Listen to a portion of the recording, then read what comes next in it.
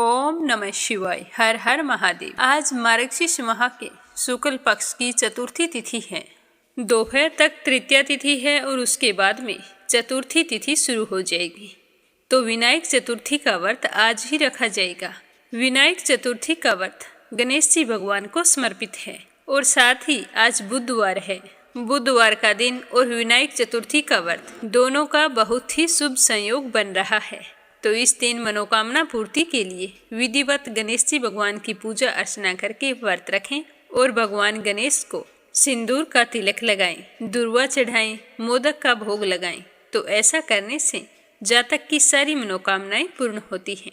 तो आइए अपने सुनते हैं आज की कथा। तो सबसे पहले अपने सुनेंगे विनायक चौथ पर सुनी जाने वाली गणेश जी भगवान की कहानी। बोलो गणेश जी महाराज की जय हो। एक समय की बात है कि एक बार भगवान शिव तथा माता पार्वती जी नर्मदा नदी के किनारे पर बैठे थे। तो पार्वती माता का मन नहीं लग रहा था। तो उन्होंने भगवान भोले शंकर से कहा कि स्वामी, अपने चौपड़ पासा खेलते हैं, इससे हमारा समय व्यतीत हो जाएगा। तो भोले शंकर ने कहा कि बात तो तुम ठीक कर रही हो, लेकिन इस खेल में हार जीत का फैसला कौन करेगा।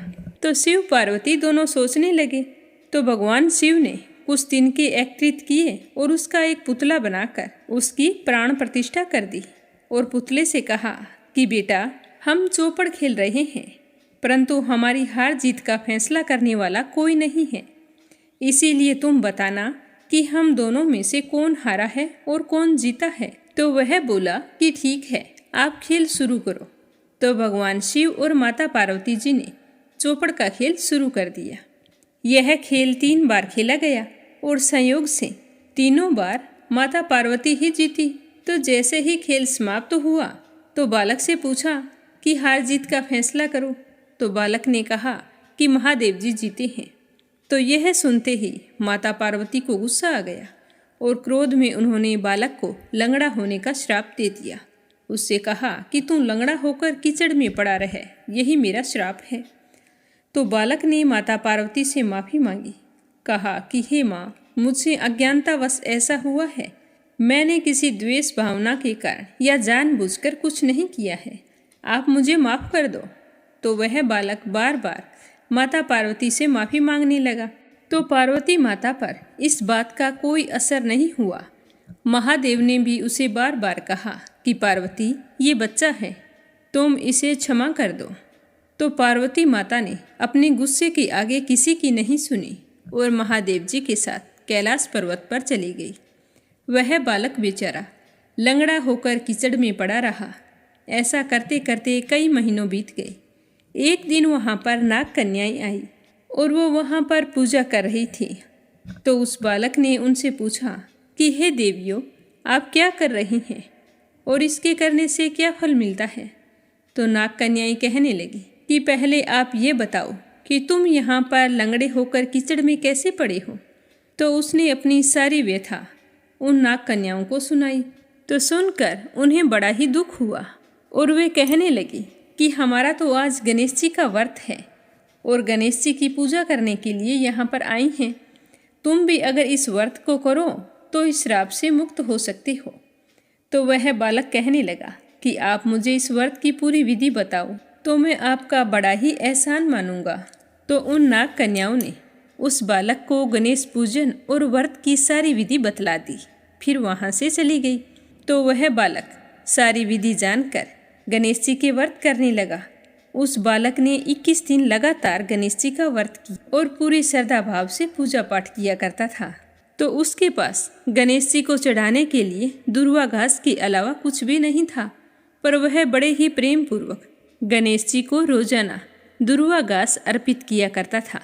तो गणेश जी भगवान उसकी श्रद्धा भक्ति से बहुत ही प्रसन्न हुए और उस बालक को दर्शन देकर मनोवांछित फल मांगने के लिए कहा। तो उस बालक ने कहा कि हे विनायक जी, अगर आप मुझसे इतने ही प्रसन्न हैं तो मुझे इतनी शक्ति दीजिए कि मैं अपने पैरों पर चलकर कैलाश पर्वत पर पहुंच सकूं और वो मुझे देखकर प्रसन्न हो। तो गणेश जी भगवान बालक को वरदान देकर वहाँ से अंतर्ध्यान हो गए। इसके बाद वह बालक कैलाश पर्वत पर पहुँच गया। तो उसे सही सलामत अपने पैरों पर चलते हुए देखकर भगवान भोले शंकर को बड़ी ही हैरानी हुई। वो पूछने लगे कि यह सब कुछ कैसे हुआ। तो उस बालक ने भगवान शंकर को 21 दिन गणेश पूजा वाली बात बताई, जिसे सुनकर भोले शंकर बड़े ही प्रसन्न हुए, क्योंकि चौपड़ वाले दिन से ही माता पार्वती जी शिव जी से विमुख हो गई थी। तो शिव जी पार्वती को खुश करना चाहते थे, तो इसीलिए उन्होंने भी बालक के बताई अनुसार 21 दिन तक श्री गणेश का व्रत किया। इस व्रत के प्रभाव से माता पार्वती के मन में भगवान शिव के प्रति जो नाराजगी थी वो समाप्त हो गई। तो पार्वती भगवान शिव से पूछने लगी कि हे स्वामी, आपने क्या किया था जिससे आपके प्रति मेरी नाराजगी समाप्त हो गई है। तो भगवान शिव ने 21 दिन श्री गणेश व्रत के बारे में माँ पार्वती को बताया। तो पार्वती माता कहने लगी कि इस व्रत को मैं भी करूँगी। मुझे विश्वास है कि इस व्रत के प्रभाव से मेरा बेटा कार्तिकेय मुझसे मिलने जरूर आएगा, क्योंकि कार्तिकेय माता पार्वती और भगवान शंकर से नाराज होकर चला गया था जब शिव और पार्वती ने गणेश और कार्तिकेय की परीक्षा ली थी, जिसमें गणेश जी विजयी हुए थे और कार्तिकेय नाराज होकर वहां से चले गए थे। तो माता पार्वती ने अपने पुत्र कार्तिकेय से मिलने के लिए 21 दिन तक गणेश व्रत किया और पूरे विधि विधान से पूजा अर्चना की। जब 21 दिन पूरे हुए तो माँ पार्वती ने गणेश जी को लड्डुओं का भोग लगाया। व्रत के 21वें दिन कार्तिकेय स्वयं अपनी माता जी से मिलने के लिए आ पहुँचे। उस दिन से श्री गणेश चतुर्थी का यह व्रत समस्त मनोकामनाओं की पूर्ति करने वाला माना जाता है। इस व्रत को करने से मनुष्य के सारे कष्ट दूर हो जाते हैं और जो कोई भी मनोकामना हो वो अवश्य पूर्ण होती है। इसीलिए हर व्यक्ति को तरक्की और उन्नति के लिए गणेश पूजन और गणेश जी का व्रत जरूर करना चाहिए, पर ध्यान रखें कि इस व्रत के अंदर चंद्रमा के दर्शन ना करें। बोलो गणेश भगवान की जय हो। अब अगली कहानी अपने सुनते हैं एक अंग्रेज और भगवान श्री कृष्ण की। यह घटना उस समय की है जब भारत में अंग्रेजों का शासन था। एक बार उदासी संप्रदाय के महान संत स्वामी रमेश चंद्र जी बिहार की यात्रा पर थे। तो मार्ग में उन्होंने देखा कि एक व्यक्ति जो कि अंग्रेज है, उसने सन्यासियों के से वस्त्र पहन रखे थे।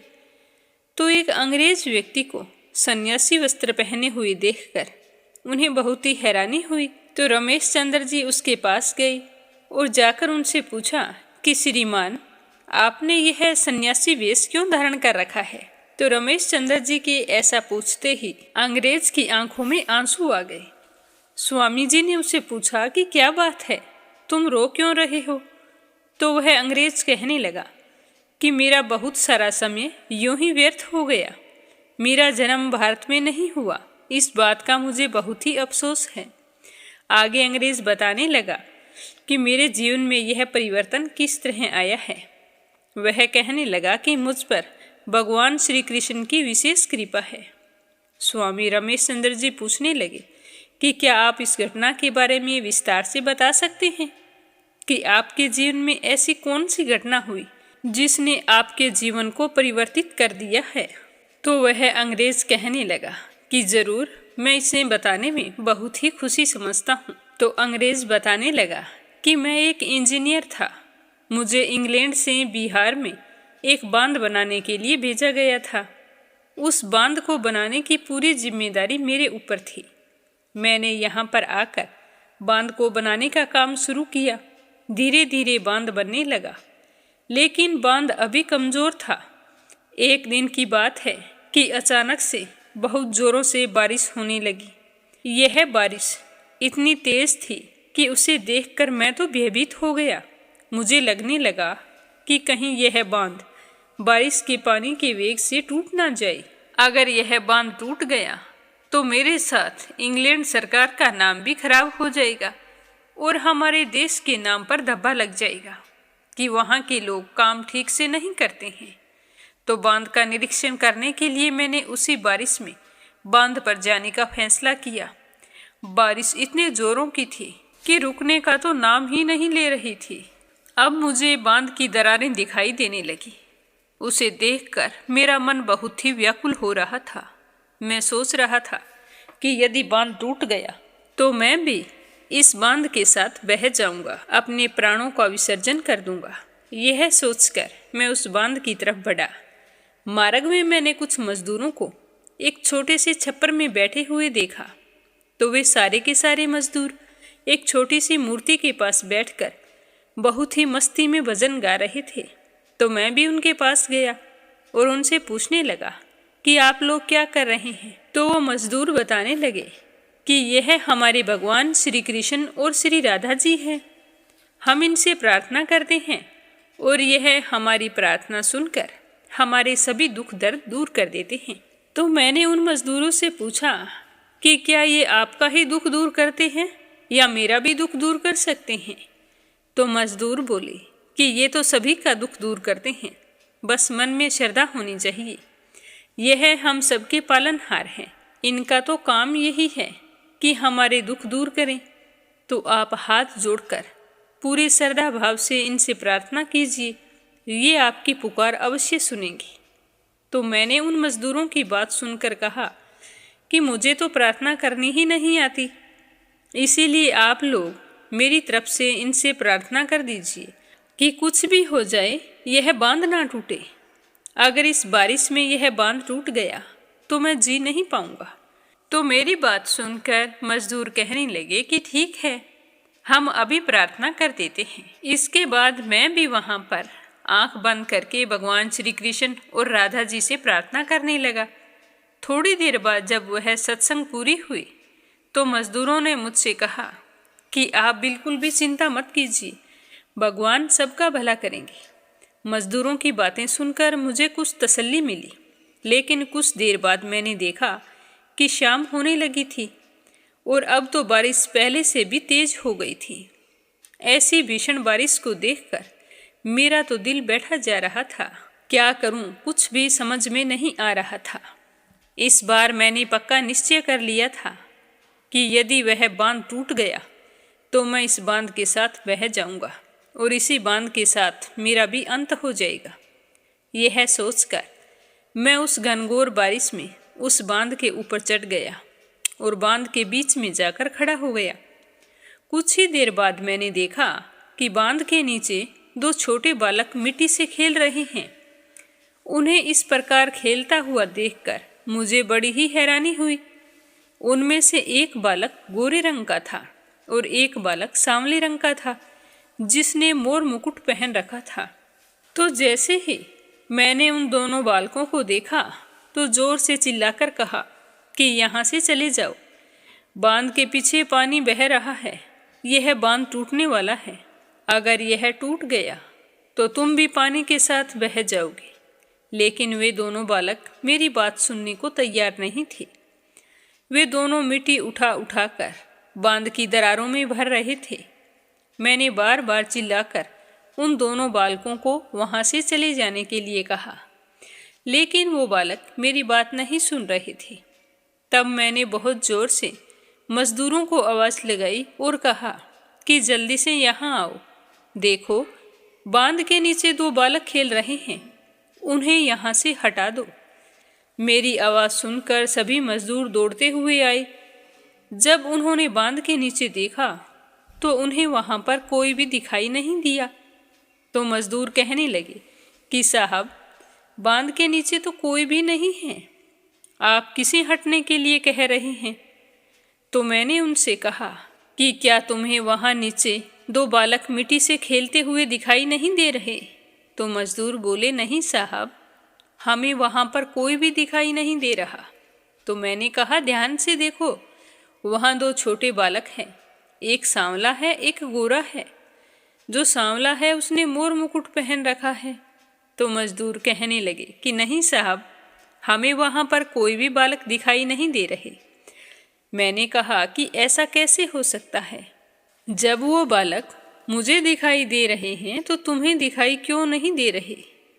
वे दोनों बालक मिट्टी उठा उठाकर बांध की दरारों में भर रहे हैं, तुम सब यह क्यों नहीं देख पा रहे हो। तो मजदूरों को समझते हुए देर नहीं लगी। वो कहने लगे कि साहब, लगता है भगवान ने आपकी प्रार्थना सुन ली। वे दोनों बालक और कोई नहीं है, भगवान श्री कृष्ण और बलराम जी हैं। यदि वे इस बांध की दरारों को मिट्टी से भर रहे हैं तो निश्चित हो जाइए अब इस बांध को कुछ नहीं होगा। भगवान श्री कृष्ण ने आपकी प्रार्थना सुन ली है, तभी तो आपको उनके दर्शन हो गए हैं और हमें दिखाई नहीं दे रहे हैं। तो वे आपकी प्रार्थना सुनकर आपकी रक्षा करने आए हैं। पर मुझे तो उन मजदूरों की बात पर बिल्कुल भी विश्वास नहीं हो रहा था। कुछ देर बाद मैंने देखा कि जहां वे दोनों बालक खेल रहे थे वहां पर अचानक एक बहुत ही तेज प्रकाश हुआ और वे दोनों बालक गायब हो गए। यह चमत्कार देखकर मैं बेहोश हो गया। मेरे बेहोश होते ही वे मजदूर मुझे उठाकर वहां से ले गए। जब मुझे होश आया तो मैं उनके बंगले पर था और सुबह हो चुकी थी। सुबह मुझे मालूम हुआ कि पूरी रात बहुत ही तेज मूसलाधार बारिश हो रही थी और ऐसी भीषण बारिश में वह अधपका बांध जस का तस खड़ा था, उसे कुछ भी नहीं हुआ। इतनी तेज बारिश में उस बांध का टिकना नामुमकिन था, पर यह भगवान श्री कृष्ण की कृपा थी जिसके कारण उस बांध को कुछ भी नहीं हुआ। इस घटना के बाद में मैं विचार करने लगा कि स्वयं भगवान श्री कृष्ण ने मेरी प्रार्थना सुनी और मेरे बांध की रक्षा करने के लिए आए थे। इसके बाद उसी दिन से मेरा सांसारिक जीवन से मोह भंग हो गया और मैंने सब कुछ छोड़कर भगवान श्री कृष्ण की भक्ति करने का निश्चय लिया। उसी दिन मैंने अपनी सरकारी नौकरी से इस्तीफा दे दिया और अपना सारा जीवन भगवान श्री कृष्ण को समर्पित कर दिया। उस दिन के बाद से मैं सब जगह पर भगवान श्री कृष्ण की खोज करता रहता हूँ कि मैं एक बार फिर से श्री कृष्ण की वही मोहक छवि देख लूँ। इसीलिए मैं हर समय उन्हीं का भजन करता रहता हूँ। भगवान श्री कृष्ण का भजन करके और उनका नाम लेकर मुझे अपार शांति का अनुभव होता है। ऐसा बताते हुए उस अंग्रेज की आंखों में एक बार फिर से आंसू आ गए। यह एक सच्ची घटना है। इससे हमें पता चलता है कि यदि हम भगवान को सच्चे हृदय से पुकारे तो भगवान अपने भक्तों का मान रखने के लिए किसी न किसी रूप में अवश्य आते हैं। बोलो श्री कृष्ण भगवान की जय हो। आज अपने सुनेंगे गर्भ गीता का पाठ। इस पाठ को आप श्रद्धा पूर्वक पूरा सुनना। बोलो श्री कृष्ण भगवान की जय हो। भगवान श्री कृष्ण का वचन है कि जो प्राणी इस गर्भ गीता का पाठ एवं प्रचार करता है वह फिर कभी गर्भवास में नहीं आता। अर्जुन कहने लगे कि हे श्री कृष्ण, यह प्राणी जो गर्भ में आता है सो किस दोष के कारण आता है? जब यह जन्मता है तब इसको जरा आदि रोग लगते हैं, तरह तरह के दुख भोगता है, बुढ़ापे के कष्ट सहता है, फिर इसकी मृत्यु हो जाती है। हे स्वामी, वह कौन से कर्म हैं जिनको करने से प्राणी जन्म मरण के चक्कर से छूट जाता है? तो अर्जुन की बात सुनकर श्री कृष्ण भगवान कहने लगे कि यह जो मनुष्य है सो अंधा और मूर्ख है, जो संसार के साथ प्रीति करता है कि यह पदार्थ मैंने पाया है, यह मैं पाऊंगा, सबसे ज्यादा मेरा है, धन में मन लगाता है। ऐसी चिंता इस प्राणी के मन से कभी नहीं उतरती। आठों पहर माया को ही मांगता रहता है। चाहे कितनी भी माया मिल जाए पर इसका मन नहीं भरता। इसीलिए यह बार बार जन्मता है और बार बार मरता है और लोभ के वश होकर गर्भवास के दुख पाता है। तो श्री कृष्ण भगवान की बात सुनकर अर्जुन कहने लगे कि हे श्री कृष्ण, यह मन मदमस्त हाथी की तरह है और यह तृष्णा इसकी शक्ति है। यह मन काम, क्रोध, लोभ, मोह और अहंकार के वश में है तथा इन पांचों में अहंकार सबसे बलवान है। ऐसे कौन से यत्न करने चाहिए जिससे मन वश में हो जाए? तो अर्जुन की बात सुनकर श्री कृष्ण भगवान बोले कि हे अर्जुन, यह मन निश्चय ही हाथी की तरह है, तृष्णा इसकी शक्ति है, मन इन पांचों के वश में है, अहंकार इनमें श्रेष्ठ है। हे अर्जुन, जैसे हाथी अंकुश से वश में होता है वैसे ही मन रूपी हाथी को वश में करने को ज्ञान रूपी अंकुश कहते हैं। अहंकार करने से यह जीवन नरक में पड़ता है। तो अर्जुन कहने लगे कि हे श्री कृष्ण, तुम्हारे नाम के लिए वैरागी हुए वन खंडों में फिरते हैं और कुछ धर्म करते हैं। इस विषय में कैसे मालूम पड़े कि जो वैष्णव हैं वे कौन हैं? तो अर्जुन की बात सुनकर भगवान श्री कृष्ण कहने लगे कि हे अर्जुन, जो मेरे नाम के लिए वनों में फिरते हैं वे सन्यासी कहलाते हैं, और जो सिर पर जटा बांधते हैं तथा भस्म लगाते हैं उनमें भक्ति नहीं है, क्योंकि वे अहंकार से ग्रसित हैं। इनको मेरा दर्शन दुर्लभ है। तो अर्जुन कहने लगे कि हे श्री कृष्ण, वह कौन सा पाप है जिसके करने से स्त्री मर जाती है? वह कौन सा पाप है जिसके पुत्र मर जाते हैं? और व्यक्ति नपुंसक किस पाप से होता है? तो श्री कृष्ण भगवान कहने लगे कि हे अर्जुन, जो किसी से कर्ज लेता है और उसे वापस नहीं लौटाता तो इस पाप से उसकी स्त्री मर जाती है। और जो किसी की अमानत को नहीं लौटाते उनके पुत्र मर जाते हैं। जो किसी का कार्य करने का वचन दे देते हैं फिर उसका कार्य समय पर नहीं करते हैं तो इससे बड़ा कोई पाप नहीं है। इस पाप से व्यक्ति नपुंसक बनता है। ये सबसे बड़ी पाप है। तो सुनकर अर्जुन कहने लगे कि हे श्री कृष्ण, किस पाप से मनुष्य रोगी रहता है? किस पाप से गधे का जन्म पाता है? स्त्री का जन्म तथा टट्टू का जन्म किस पाप से होता है? तो भगवान श्री कृष्ण कहने लगे कि हे अर्जुन, जो मनुष्य कन्या दान करते हैं और इस दान का मूल्य ले लेते हैं वे मनुष्य सदा रोगी रहते हैं। जो विषय विकार के वास्ते मदिरा पान करते हैं वे टट्टू का जन्म पाते हैं। जो झूठी गवाही देते हैं वे स्त्री का जन्म पाते हैं। जो रसोई बनाकर पहले आप खा लेते हैं और पीछे परमेश्वर के अर्थ दान करते हैं वे बिल्ली का जन्म पाते हैं। जो मनुष्य अपनी झूठी वस्तु दान करते हैं वे स्त्री का जन्म पाते हैं, और स्त्री का जन्म लेकर भी वो दासी बनती है। तो श्री कृष्ण की बात सुन अर्जुन कहने लगे कि हे श्री कृष्ण, कई मनुष्यों को आपने धन धान्य दिया है, सो उन्होंने कौन सा पुण्य कर्म किया है? और जो कई मनुष्यों को आपने हाथी, घोड़े, रथ आदि दिए हैं उन्होंने कौन सा पुण्य किया है? तो श्री कृष्ण भगवान कहने लगे कि हे अर्जुन, जिन्होंने सोने का दान किया है उनको हाथी, घोड़े, वाहन मिलते हैं। जो परमेश्वर के निमित्त कन्या दान करते हैं वो समृद्ध पुरुष का जन्म पाते हैं। तो अर्जुन कहने लगे कि हे भगवान, जिन पुरुषों की देह सुंदर हैं उन्होंने कौन सा पुण्य किया है? किसी के घर संतति है, कोई विद्वान है, तो उन्होंने कौन सा पुण्य किया है? तो श्री कृष्ण भगवान कहने लगे कि हे अर्जुन, जिन्होंने अन्न दान किया है उनका स्वरूप सुंदर है। जिन्होंने विद्या दान की है वे विद्वान होते हैं। जिन्होंने संतों की सेवा की है वे पुत्रवान होते हैं। तो अर्जुन कहने लगे कि हे श्री कृष्ण, किसी को धन से प्रीति है, कोई स्त्रियों से प्रीति करते हैं, इनके पीछे क्या कारण है?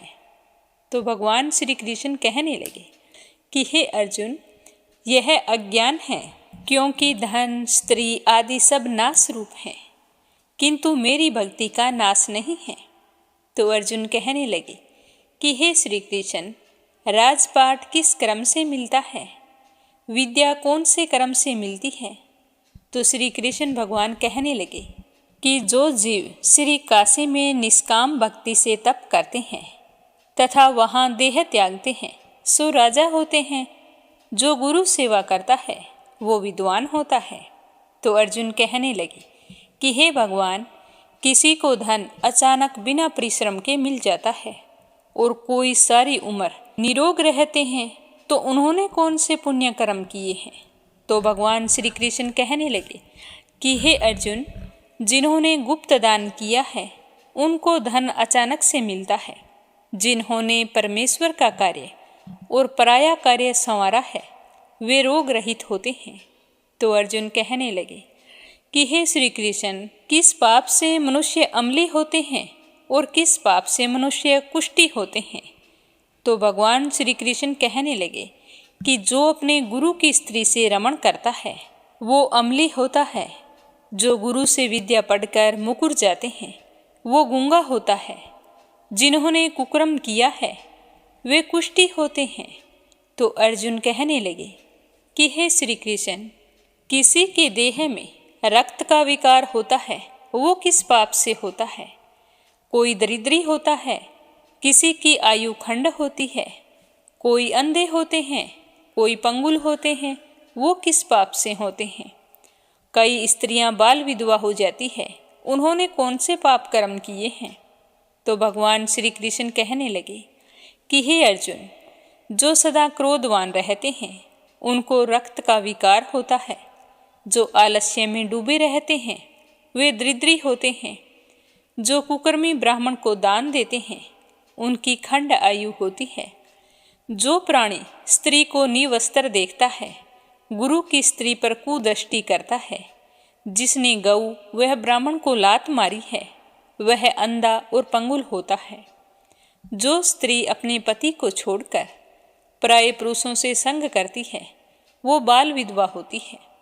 अर्जुन कहने लगे कि हे श्री कृष्ण, तुम परब्रह्मा हो, तुमको मेरा नमस्कार है।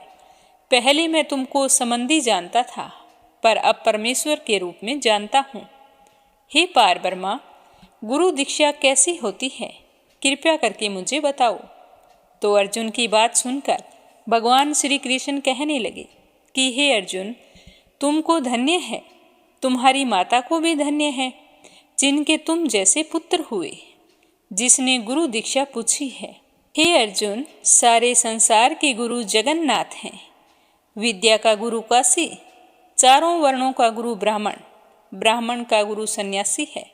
सन्यासी उसको कहते हैं जिसने सबको त्याग करके मेरी भक्ति में मन लगाया है, सो वह ब्राह्मण जगत गुरु है। हे अर्जुन, यह बात ध्यान लगाकर सुनने की है। गुरु कैसा हो? जिसने सब इंद्रियां जीती हो, जो मोह रहित हो, ऐसा गुरु करे जो परमेश्वर के जानने वाला होवे। उस गुरु की पूजा सब प्रकार से करनी चाहिए। हे अर्जुन, जो गुरु का भक्त है वो मेरा भक्त है। जो प्राणी गुरु सन्मुख होकर मेरा भजन करते हैं उनका भजन करना सफल है। जो प्राणी गुरु के विमुख है उनको सप्तग्राम मारे का पाप है। जो प्राणी गुरु से विमुख होता है उसके दर्शन करना पाप है। गुरु से विमुख प्राणी दर्शन करने योग्य नहीं होता। जो गृहस्थ गुरु से विमुख हो वह चंडाल के समान है। जिस जगह मदिरा का भांड हो उस जगह जो गंगा जल है वह भी अपवित्र होता है। इस तरह गुरु से विमुख का भजन भी अपवित्र ही होता है। उस अपवित्र के हाथ का तो देवता भी नहीं लेते हैं। उसके सभी कर्म निष्फल होते हैं। कुकर, शुकर, गर्दभ, काक, इन सब योनियों से सर्प की बड़ी खोटी योनि होती है। इन सब से खोटा वह मनुष्य होता है जो गुरु नहीं बनाता है। हर मनुष्य को अपने जीवन में गुरु जरूर बनाना चाहिए। गुरु बिना गति नहीं होती, वह अवश्य नरक को जाता है। गुरु दीक्षा बिना प्राणी के सब कर्म निष्फल होते हैं। हे अर्जुन, जैसे चारों वर्णों को मेरी भक्ति करना योग्य है, वैसे गुरु की भक्ति और सेवा करना योग्य है। जैसे सब नदियों में गंगा श्रेष्ठ है, जैसे सब व्रतों में एकादशी का व्रत श्रेष्ठ है, वैसे ही हे अर्जुन, सब सेवाओं में गुरु सेवा सबसे उत्तम है। गुरु दीक्षा बिना प्राणी पशु योनि पाता है। धर्म करता हुआ भी पशु योनि में फल भोगता है। तो श्री कृष्ण की बात सुनकर अर्जुन कहने लगे कि हे श्री कृष्ण, गुरु दीक्षा क्या है? तो भगवान श्री कृष्ण कहने लगे कि हे अर्जुन, धन्य है जन्म तेरा जिसने यह प्रश्न किया है। गुरु और दीक्षा दो अक्षर है। हरि नाम इन अक्षरों का गुरु कहलाता है। इन चारों वर्णों को जपना श्रेष्ठ है। हे अर्जुन, जो गुरु की सेवा करता है वह मेरी सेवा करता है। मेरी उस पर प्रसन्नता होती है। वह 84 योनियों से छूट जाता है। जन्म मरण से रहित नरक को नहीं भोगता है। जो प्राणी गुरु की सेवा नहीं करता है वह मनुष्य 3.5 करोड़ वर्ष तक नरक को भोगता है। जो गुरु की सेवा करता है उसको कई अश्वमेध यज्ञ पुण्य फलों की प्राप्ति होती है। हे अर्जुन, हमारे और तुम्हारे इस संवाद को जो प्राणी पढ़ेगा, सुनेगा और दूसरों को भी सुनाएगा, वह गर्भवास के दुख से बच जाएगा। उसकी 84 योनि कट जाएगी। कहते हैं कि इसी कारण से इस पाठ का नाम गर्भ गीता है। इसे श्री कृष्ण महाराज के मुख से अर्जुन ने सुना है। गुरु दीक्षा लेना उत्तम कर्म है। उसका फल यह है कि नरक एवं 84 योनियों से जीव बचा रहता है और उससे भगवान हमेशा प्रसन्न रहते हैं। बोलो श्री कृष्ण भगवान की जय हो। तो यह था गर्भ गीता का पाठ। इस पाठ को हर मनुष्य को अपने जीवन में जरूर सुनना चाहिए। अब अपने सुनेंगे गंगा माता की पूरी कहानी कि गंगा माता कैसे प्रकट हुई। बोलो गंगा मैया की जय हो। भगवान श्री राम के पूर्वज सूर्यवंशी राजा सगर थे। वे बड़े ही धर्मपरायण और न्यायप्रिय राजा थे। राजा सगर की 2 पत्नियां थी जिनका नाम केशनी और सुमति था। राजा सगर के पास हर तरह का वैभव था, परंतु उन्हें केवल एक ही दुख था कि उनके कोई संतान नहीं थी। राजा सगर ने संतान प्राप्ति के लिए भगवान शिव की तपस्या करने का निश्चय किया। राजा सगर अपनी दोनों पत्नियों केशनी और सुमति को साथ लेकर वन में तपस्या करने के लिए चले गए। वन में उन तीनों ने मिलकर भगवान शिव की कठिन तपस्या की, तो उनकी तपस्या से प्रसन्न होकर भगवान शिव उनके सामने प्रकट हो गए। भगवान शिव ने रानी केशनी को वरदान दिया कि उन्हें एक पुत्र की प्राप्ति होगी जो राजा सगर के वंश को आगे बढ़ाएगा। और रानी सुमति को भगवान शिव ने वरदान दिया कि तुम्हें 60,000 पुत्रों की प्राप्ति होगी। भगवान शिव से वरदान पाने के बाद राजा सगर अपनी दोनों पत्नियों के साथ अपनी राजधानी अयोध्या लौट आई। कुछ समय बाद रानी केशनी को एक पुत्र की प्राप्ति हुई।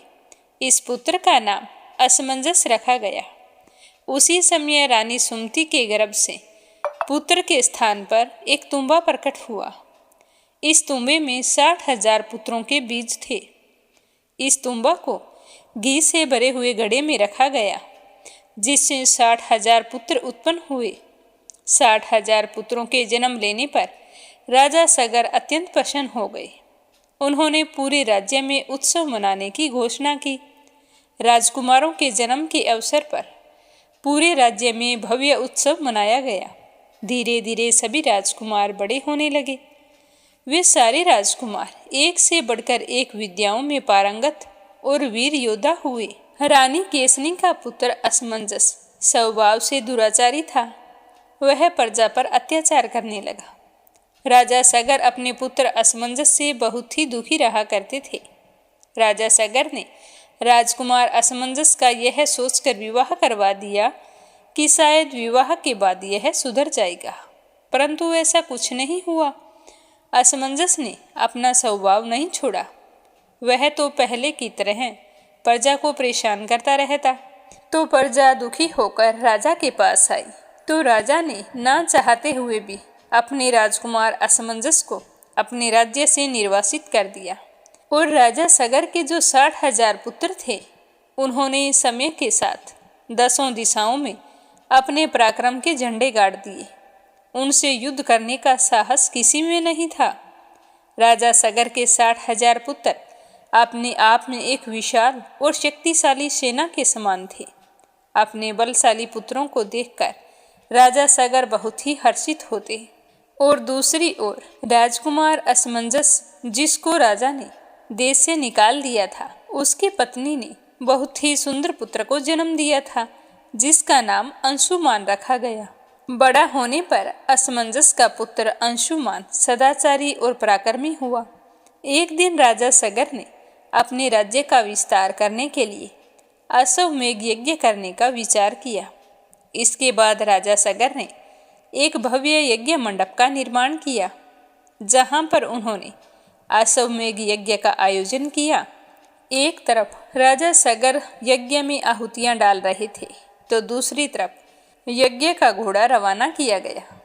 यज्ञ का घोड़ा कई राज्यों की सीमाओं में से होकर गुजरा, पर उन राज्य के राजाओं ने किसी ने भी घोड़े को रोकने का साहस नहीं किया, क्योंकि यज्ञ के घोड़े को रोकने का अर्थ था अयोध्या की शक्तिशाली सेना से युद्ध करना। कोई भी राजा अयोध्या की सेना से युद्ध नहीं करना चाहता था। इसीलिए सभी राज्य के राजाओं ने राजा सगर से दोस्ती कर रखी थी। राजा सगर का अश्वमेध यज्ञ पूरा होने वाला था। तब स्वर्ग के राजा इंद्र को अपना सिंहासन जाने का खतरा सताने लगा, तो इंद्र ने राजा सगर के अश्वमेध यज्ञ को पूरा होने से रोकने के लिए रात्रि के अंधकार में यज्ञ के घोड़े को कपिल मुनि के आश्रम में छिपा दिया। अगले दिन सुबह जब यज्ञ का घोड़ा दिखाई नहीं दिया तो उसकी खोज शुरू की गई। घोड़े को खोजने के लिए 10 दिशाओं में सेनाओं की टुकड़ियां रवाना हो गई। बहुत खोज करने के बाद भी जब यज्ञ का घोड़ा नहीं मिला, तब राजा सगर ने अपने 60,000 पुत्रों को घोड़े की खोज में भेजा। राजा सगर के पुत्रों ने भी 10 दिशाओं में घोड़े की खोज की। खोजते खोजते राजा सगर के पुत्र कपिल मुनि के आश्रम में पहुंच गए। कपिल मुनि उस समय साधना में लीन थे। राजकुमारों ने आश्रम की खोज की तो उन्हें वहां पर घोड़ा बंधा हुआ दिखाई दिया। तो राजकुमारों ने सोचा कि कपिल मुनि ने उनका घोड़ा चुराया है और अब साधना में लीन होने का ढोंग कर रहे हैं। यह सोचकर सभी राजकुमार कपिल मुनि को भला बुरा कहने लगे और उन्हें चोर कहकर संबोधित करने लगे। कोलाहल सुनकर कपिल मुनि की साधना भंग हो गई। राजकुमारों को कपिल मुनि के तप सामर्थ्य का कोई ज्ञान नहीं था।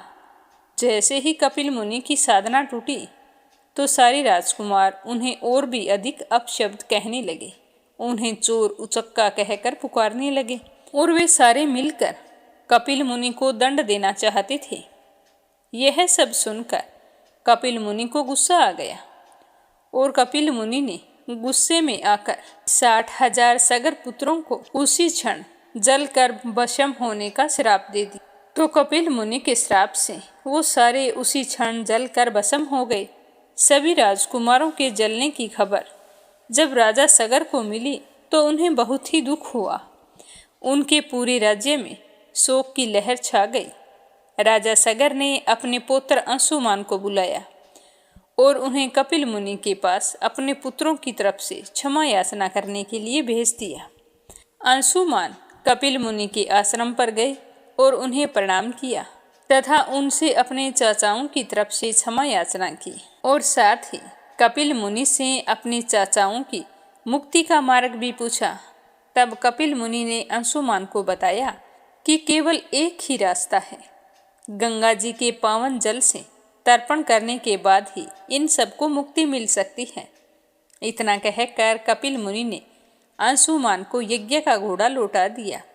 घोड़ा लेकर अंशुमान राजा सगर के पास पहुँचे और उन्हें सारी बात कह सुनाई। इसके बाद दुखी मन से राजा सगर ने यज्ञ को पूरा किया। यज्ञ पूरा करने के बाद में राजा सगर ने अपना राज्य अंशुमान को सौंप दिया।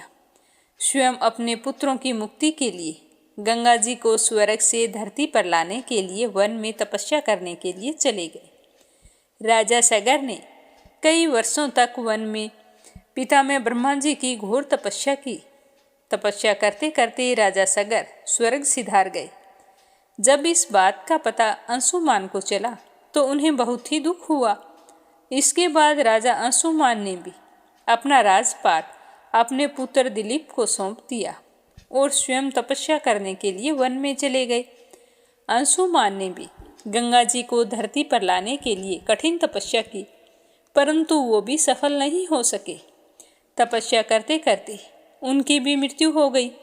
जब राजा दिलीप का पुत्र भागीरथ बड़ा हुआ तब राजा दिलीप ने अपना राज्य पुत्र भागीरथ को सौंप दिया और स्वयं घोर तपस्या करने के लिए वन में चले गए। परंतु राजा दिलीप को भी इस कार्य में सफलता नहीं मिली और तप करते करते उनकी भी मृत्यु हो गई। भागीरथ के कोई संतान नहीं थी, इसीलिए राजा भागीरथ ने अपना राज्य अपने मंत्रियों को सौंप दिया और स्वयं तपस्या करने के लिए हिमालय पर चले गए। राजा भागीरथ ने भी पितामह ब्रह्मा जी की कई सालों तक कठिन तपस्या की। अंततः पितामह ब्रह्मा जी भागीरथ की तपस्या से प्रसन्न हो गए और प्रसन्न होकर भागीरथ से वरदान मांगने के लिए कहा। तब भागीरथ ने कहा कि हे परमपिता ब्रह्मा जी, यदि आप मेरी तपस्या से प्रसन्न हैं तो मुझे यह वरदान दीजिए कि मेरे पूर्वज महाराज सगर के 60,000 पुत्रों को गंगा जी के पावन जल के द्वारा मुक्ति प्राप्त हो। साथ ही मुझे संतान प्राप्ति का भी वरदान दीजिए जिससे मेरा वंश चलता रहे। तो पितामह बोले कि तुम्हारी संतान प्राप्ति की इच्छा अवश्य पूरी होगी, परंतु गंगा जी पृथ्वी पर अवतरित नहीं हो सकती। इसमें एक समस्या आ रही है। तो राजा भागीरथ पूछने लगे कि गंगा जी के धरती पर अवतरित होने में क्या समस्या है।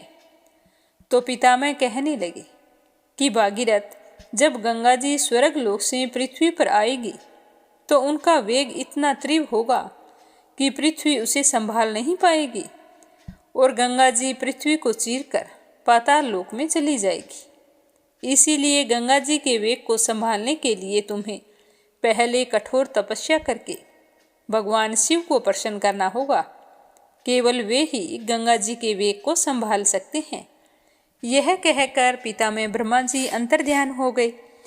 तो पितामह की बात सुनकर राजा भागीरथ ने हार नहीं मानी। उन्होंने उसी समय से उसी स्थान पर भगवान शिव को प्रसन्न करने के लिए कठोर तपस्या करनी शुरू कर दी। फिर कई वर्षों की कठोर तपस्या के बाद भगवान शिव जी प्रसन्न हो गए और प्रकट होकर कहने लगे कि राजा भागीरथ, मैं तुम्हारी तपस्या से बहुत ही प्रसन्न हूँ, मांगो क्या वरदान मांगते हो। तो शिव जी के दर्शन पाकर भागीरथ बहुत ही प्रसन्न हुआ और प्रणाम करके कहने लगा कि भगवान, मुझे गंगा को पृथ्वी पर लाना है और मेरे पूर्वजों का तर्पण करना है। इसके लिए मुझे आपकी सहायता की जरूरत है। तो भगवान शिव कहने लगे कि हम तुम्हारी तपस्या से बहुत प्रसन्न हैं, इसीलिए तुम्हारा मनोरथ जरूर पूरा होगा। हम तुम्हारी मनोकामना पूरी करने के लिए गंगा जी को अपने शीश पर धारण करेंगे। जब गंगा जी को पता चला कि उन्हें पृथ्वी पर जाना है तो वे अत्यंत क्रोधित हो गई, क्योंकि वे देवलोक को छोड़कर पृथ्वी पर नहीं जाना चाहती थी। गंगा जी ने निश्चय किया कि वे अपने प्रचंड वेग से भगवान शिव को भी बहाकर पाताल लोक में ले जाएगी। तो यह सोचकर गंगा जी बहुत ही प्रचंड वेग से भगवान शिव के शीश पर उतरी। भगवान शिव गंगा जी के अहंकार को भांप गए। भगवान शिव ने गंगा जी के वेग को अपनी जटाओं में समेट लिया। गंगा जी पूरा प्रयास करने के बाद भी भगवान शिव की जटाओं से मुक्त नहीं हो सकी। जब राजा भागीरथ ने देखा कि गंगा जी भगवान शिव की जटाओं में विलीन हो गई है, तो भागीरथ ने गंगा जी को भगवान शिव की जटाओं से मुक्त करवाने के लिए फिर से भगवान शिव की तपस्या की। तो राजा भागीरथ की तपस्या से प्रसन्न होकर भगवान शिव ने गंगा जी को अपनी जटाओं से मुक्त कर दिया। शिव जी की जटाओं से मुक्त होकर गंगा जी की प्रचंड धारा राजा भागीरथ के पीछे पीछे चलने लगी। भागीरथ गंगा जी की धारा को लेकर उस स्थान की तरफ बढ़ने लगे जहां उनके 60,000 पूर्वज भस्म हो गए थे। गंगा जी की धारा भी उनके पीछे पीछे आ रही थी। उनके मार्ग में आने वाले सभी राजा, देव, दानव, यक्ष, किन्नर आदि गंगा जी का स्वागत कर रहे थे। जो भी गंगा जी के जल का स्पर्श करता उसका उद्धार हो जाता। राजा भागीरथ गंगा जी को लेकर आगे बढ़ रहे थे। मार्ग में जहानु ऋषि का आश्रम था। उस समय वो ऋषि अपने आश्रम में यज्ञ कर रहे थे। उसी समय गंगा जी की प्रचंड धारा में जहानु ऋषि के यज्ञ समेत उनका पूरा आश्रम बह गया। तो यह देखकर ऋषि अत्यंत क्रोधित हो गए। जहानु ऋषि ने अंजलि भरकर गंगा जल का सारा पानी पी लिया। जब राजा भागीरथ ने मार्ग में पीछे मुड़कर देखा तो उन्हें गंगा जी की धारा दिखाई नहीं दी। तो वो पुनः पीछे लौटकर आए तो देखा कि जहानु ऋषि बैठे हैं। तो उन्होंने जहानु ऋषि के पास जाकर अपना उद्देश्य बताया और गंगा जी को मुक्त करने के लिए विनती की। भागीरथ की विनती सुनकर ऋषि ने अपने कान से गंगा जी की धारा को मुक्त कर दिया। जाह्नू ऋषि ने गंगा जी को मुक्त किया था, इसीलिए गंगा जी को जाह्नवी भी कहा जाता है। जब गंगा जी देवलोक से भगवान शिव की जटाओं में उतरी थी, तब भगवान शिव ने उन्हें हिमालय स्थित गोमुख नाम के स्थान पर मुक्त किया था। तो गोमुख से भागीरथ गंगा जी को सर्वप्रथम हरिद्वार लाए थे, इसीलिए आज भी मुक्ति के लिए हरिद्वार जाया जाता है। हरिद्वार से प्रयागराज, काशी, पाटलिपुत्र होते हुए राजा भागीरथ गंगा जी को कपिल मुनि के आश्रम लेकर आए थे, जहां उनके पूर्वजों की भस्म पड़ी थी। भस्म को गंगा जी के पवित्र जल का स्पर्श पाते ही राजा भागीरथ के 60,000 पूर्वजों को मुक्ति मिल गई। यह देखकर राजा भागीरथ ने मां गंगा को कोटि कोटि नमन किया। महाराज सगर के पुत्रों को मुक्ति प्रदान करके गंगा जी की पवित्र धारा गंगा सागर नाम के स्थान पर जाकर समुद्र में समा गई। आज भी मां गंगा की यह पवित्र धारा इसी मार्ग से बह रही है और पतितों का उद्धार कर रही है। प्रेम से बोलो हर हर गंगे, हर हर गंगे। लप्सी और तपसी की कहानी। बोलो लप्सी तपसी की जय हो। प्राचीन समय की बात है, एक गांव में लप्सी और तपसी नाम के दो भाई रहा करते थे। तपसी हमेशा भगवान की सेवा में लीन रहता था, लेकिन लप्सी हमेशा सवा सेर लापसी बनाता, भगवान को भोग लगाकर फिर स्वयं भोजन कर लेता। दोनों भाइयों का यही नियम था। एक दिन दोनों भाइयों में बहस छिड़ गई कि कौन बड़ा है। तो लप्सी कहने लगा कि मैं बड़ा हूँ, क्योंकि मैं तो लापसी बनाकर भगवान को रोजाना भोग लगाता हूँ। मैं कभी भी भगवान को भूखा नहीं रहने देता। तो तपसी कहने लगा कि मैं बड़ा हूँ, क्योंकि मैं सारा दिन भगवान की तपस्या करता हूँ। तो इस तरह करते करते दोनों जोर जोर से लड़ने लगे। तभी वहाँ से नारद मुनि गुजर रहे थे। उन दोनों को लड़ते हुए देखा तो उनके पास आए और लड़ने का कारण पूछने लगे। तो तपसी कहने लगा कि हे देव ऋषि, आप ही बताइए कि कौन बड़ा है। मैं कहता हूँ कि मैं बड़ा हूँ। लप्सी इस बात को मानने के लिए तैयार नहीं है। ये कहता है कि मैं बड़ा हूँ। तो दोनों की बात सुनकर नारद मुनि कहने लगे कि मैं इसका फैसला तो कर दूंगा, लेकिन कल करूँगा। कल सुबह जल्दी आऊँगा और आपको बता दूंगा कि तुम दोनों में से कौन बड़ा है। तो अगली सुबह तपसी रोजाना की तरह नहा धोकर पूजा करने के लिए जा रहा था। तो रास्ते में उसे 1.25 करोड़ की एक अंगूठी मिली, जो नारद जी ने उसके आगे फेंकी थी। तो तपसी ने जल्दी जल्दी इधर उधर देखा और अंगूठी को उठा लिया और तपस्या करने बैठा तो अपने पैर के नीचे दबाकर बैठ गया। लप्सी रोजाना की तरह स्नान करके आया और 1.25 सेर लापसी बनाई। पहले भगवान को भोग लगाया, फिर स्वयं लापसी जीमने के लिए बैठ गया। तभी वहाँ पर नारद जी आ गए और कहने लगे कि लप्सी बड़ा है। तो तपसी कहने लगा कि इसका क्या कारण हो सकता है, ये कैसे बड़ा है, ये कभी पूजा पाठ नहीं करता है। तो नारद जी कहने लगे कि इसके मन में लालच नहीं है, जो भी करता है बड़े ही श्रद्धा भाव से करता है। इसका नियम है कि रोजाना भगवान को भोग लगाना। इसका नियम कोई भी भंग नहीं कर सकता, लेकिन तुम्हारा नियम भंग हो चुका है। तो तब से कहने लगा कि कैसे, मैं नियम से रोजाना भगवान की पूजा करता हूँ। तो नारद मुनि कहने लगे कि तुम खड़े होकर अपना पैर उठाओ। तो तपसी जैसे ही खड़ा हुआ तो उसके पैर के नीचे 1.25 करोड़ की अंगूठी पड़ी थी। तो नारद जी कहने लगे कि तूने इसे चुराया है, जिससे तेरी तपस्या भंग हो गई है। तपसी हाथ जोड़कर नारद जी के सामने खड़ा हो गया और कहने लगा कि मुझसे गलती हो गई, आज के बाद मैं ऐसी गलती कभी नहीं करूँगा। मैंने बहुत ही सच्चे मन से पूजा की है। आप ही मुझे बताइए कि मुझे मेरी पूजा का फल कैसे मिल सकता है। मैं आपसे वादा करता हूँ कि आज के बाद मैं कभी चोरी नहीं करूँगा। तो उस तरह उसके दीन वचन सुनकर नारद जी को उस पर दया आ गई और नारद जी कहने लगे कि तेरी तपस्या का फल कार्तिक स्नान करने वाला ही दे सकता है। तो तपसी पूछने लगा कि वो कैसे। तो नारद जी ने बताया कि कार्तिक माह में कार्तिक स्नान करके जो भी सारी कहानियाँ सुनकर तुम्हारी कहानी नहीं सुनेगा, तो उसके कार्तिक स्नान का पुण्य फल उससे छूटकर तुम्हें मिलेगा। अगर कोई दिए से दिया जलाएगा तो उसका पुण्य फल भी तुझे ही मिलेगा। अगर घर की सारी साफ सफाई करके दहलीज की सफाई नहीं करेगा तो उसका पुण्य फल भी तुझे ही मिलेगा।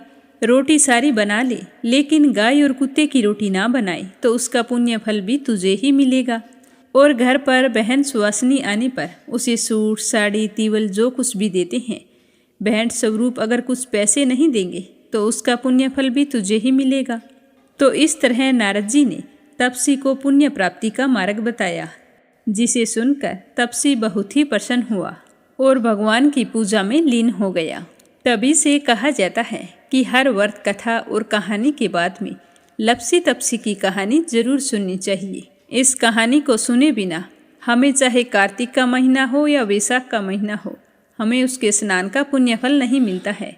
जब कहानी समाप्त हो जाती है तो इस तरह से कहना चाहिए कि लपसी का फल लपसी को मिले, तपसी का फल तपसी को मिले। हमारी कहानी का, हमारे पूजा पाठ और हमारे व्रत का पुण्य फल हमें मिले। तो आज का अध्याय समाप्त हुआ। कल फिर मिलेंगे अगले अध्याय के साथ। तो मीरा भक्ति स्टोरी चैनल को सब्सक्राइब जरूर करें और इस वीडियो को ज़्यादा से ज़्यादा अपने मित्रगणों में, रिश्तेदारों में शेयर करें। कान्हा जी आपकी सारी मनोकामनाएं पूर्ण करें। कल फिर मिलेंगे अगले अध्याय के साथ। आप सभी की मंगल कामना के साथ ओम नमः शिवाय। हर हर महादेव।